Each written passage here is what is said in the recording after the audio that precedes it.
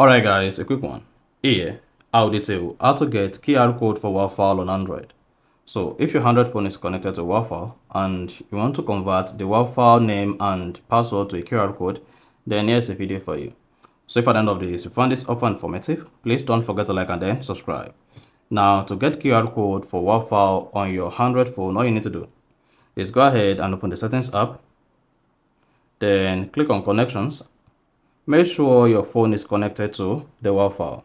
Then click on the Wi-Fi name. This is going to open the Wi-Fi page. On the Wi-Fi page, click on settings. That's opposite the Wi-Fi name. So this particular settings icon, click on it.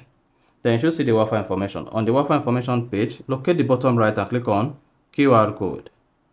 Now, you'll be prompted to type in your phone password, PIN, pattern, or fingerprint to unlock. There you go. Then you should see the Wi-Fi name and then the Wi-Fi QR code.